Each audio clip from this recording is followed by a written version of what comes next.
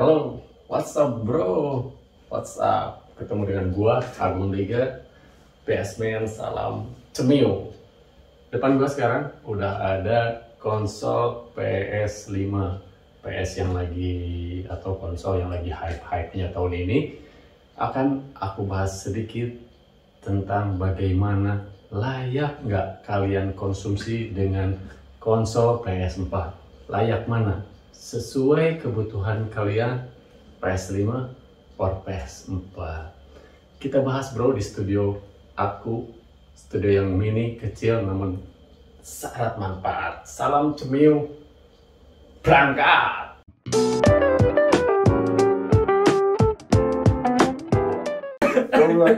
Biar di skin. Jangan tuh. Oh jangan ya, udah di pause aja dulu. Udah dilanjut.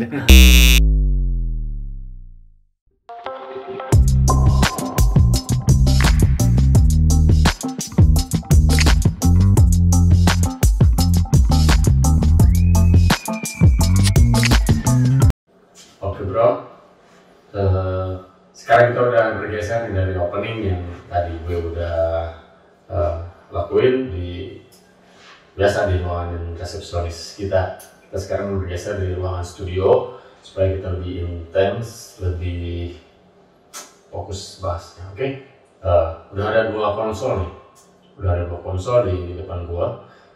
Dua konsol, yaitu ini konsol terbaru nih. Konsol yang mungkin sampai saat ini konsol yang terbaik yang diciptakan pabrikan Sony, yaitu PS5.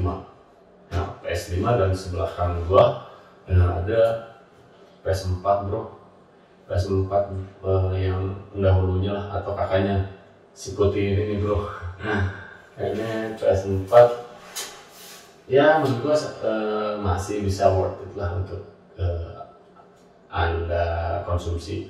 Gua bahas PS5 dulu bro, sebelum kamu nantinya ini layaknya yang mana nih sesuai kebutuhan kamu. Soalnya dua konsol ini recommended banget daripada konsol-konsol Sony terdahulu. Oke, gua bahas ini dulu ya. Nih PS5 hadir di Indonesia itu mungkin bisa diorder Desember atau November tahun kemarin 2020. November 2020 hingga Desember itu udah rilis, dan kebetulan bisa diorder awal Januari 2021 tahun ini. Ya, gua ini shoot nih bulan September 2021, yaitu Januari kemarin udah bisa diorder tuh si konsol bongsor ini nih. Bongsor dan desainnya futuristik, kayak mungkin udah di zaman 10 tahun ke depan mungkin ya, bentuk dan desain grafisnya itu nih. Nah, PS5 sendiri diproduksi Sony ini dengan dua versi bro. Satu yang ada di depan gua ini Blu-ray disc, ada Blu-ray disc di depannya tuh ada slot apa yang gua tunjuk nih, slot Blu-ray buat masukin game kalian ya, game yang kalian beli gitu, atau mau second atau baru, game yang Anda suka secondan, cari di forum-forum bisa nih. Terus ada dua pilihan selain kaset yang tersedia slot di sini, PS5 yang dispersion khususnya itu bisa diisi, diunduh juga melalui PlayStation Store. Nah, itu ada dua pilihan buat versi yang Blu-ray disc ini. Nah, yang versi kedua nggak ada di saya, memang nggak ada di sini. Itu yang digital version, itu bedanya hanya tidak ada slotnya bro. Slot untuk ininya dia yang digital nggak ada.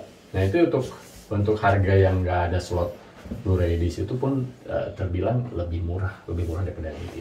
Sony meluncurkan harga resmi di Januari 2021 awal 8 bulan yang lalu dengan harga kisaran 7 juta sampai 9 juta kurang. Nah, itu yang paling murah varian yang non Blu-ray disc. Ya ini yang kebetulan yang ada di depan gua yang Blu-ray disc version itu lebih tinggi daripada harga yang digital.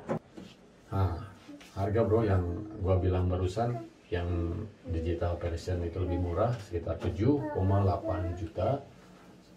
Ya kisaran segituan. Yang ini kebetulan kalau harga resmi yaitu di 9 juta kurang lah, 9 juta kisaran 7 sampai 9 juta itu dua versi harga. Nah, untuk yang Blu-ray disc memang lebih mahal karena ada slot Blu-ray-nya. Sedangkan yang digital kan udah yang seperti gua tadi bilang itu cuma game via unduh saja, tidak bisa memasukkan Blu-ray disc ke dalam konsol PS5 digital version. Itulah kenapa digital version itu lebih murah. Nah, gua kan di sini bahas memang nggak akan secara detail spesifik, terus secara susunan teoritis itu. Karena itu mungkin dari channel-channel YouTube atau YouTuber-YouTuber lokal maupun mancanegara udah banyak membahas spek si bongsor konsol dari pabrikan Sony ini. Udah banyak, bisa kalian lihat di YouTube, boleh dicek scroll segala macam. Nah, secara spesifik mungkin aku terangin AMD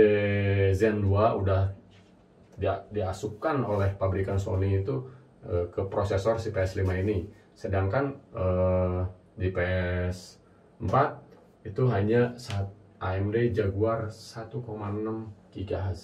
Dan di sini ini udah disematkan oleh pabrikan Sony itu 3,5 GHz. Jadi mantap nggak bro?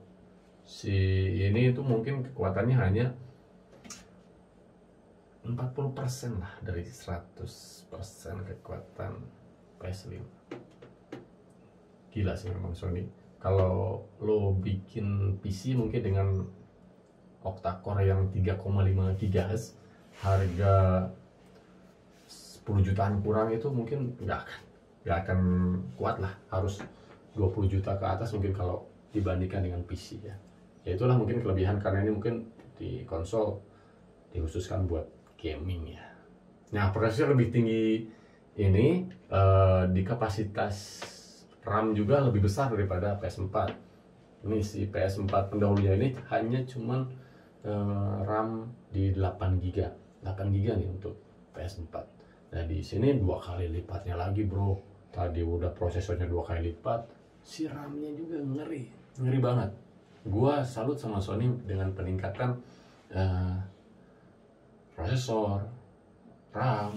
Dia udah mumpuni banget untuk konsol yang terbaik di 2020, high end 2021 sekarang ini. Ya, ini udah 16 giga bro. 16 nggak tahun-tahun tuh si Mbah Sony itu. Ya itulah, itu bahasa akrab gua. Ini memang 16 giga disematkan di sini, beda dengan pendahulunya yang hanya 8 giga bro. Nah, GPU-nya juga udah ngeri banget nih. GPU komputasi sebesar 1028 teraflops itu udah dimiliki oleh konsol ini, dan komputasi 1,8 teraflops. Nah, apa itu teraflops? Lebih jelas kalian di Google aja. Resolusi masih lebih tinggi lagi nih, resolusi dan SSD serta penyimpanan, karena ini si PS5 kan udah melalui fitur penyimpanan storage yang solid state drive,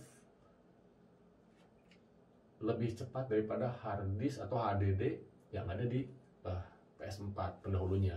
Nah, solid state drive di PS5 juga udah lebih besar daripada PS4 Slim ini yang hanya 500 GB untuk HDD, dan di PS5 udah jauh tinggi, itu 1 tera kurang 825 GB. Itu pun SSD. Loadingnya super cepat bro. Loadingnya tuh kalau kalian mungkin, ya kalau zaman gua kecil mungkin, gua dulu memang ya main nggak punya konsol seperti ini, gua main di rental bro. Main di rental itu loadingnya mungkin kalau di rental kan bikin kita rugi tuh ya. Loading main di harddisk itu mungkin nungguin sampai setengah jam gak main-main tuh, kita harus bayar lagi buat nambahin jam rental kalian ya. Jadi kalian main itu hanya nungguin loading kalau di PS2 sama di PS3. Nah, mungkin PS4 agak masih mending lah pakai HDD yang lebih tipis yang 3,0 itu. Cuman dari situ Sony menyempurnakan di PS5 ini. Ini kalau misalkan kalian tetap belum punya dan berkesempatan nih main di rental, si PS5 ini udah dibekali dengan SSD 825 GB. Kenceng, dijamin kenceng banget bro. Kecepatan, penyimpanan, transfer data, udah paling nomor wahid game konsol yang ada di tahun 2021 ini bro.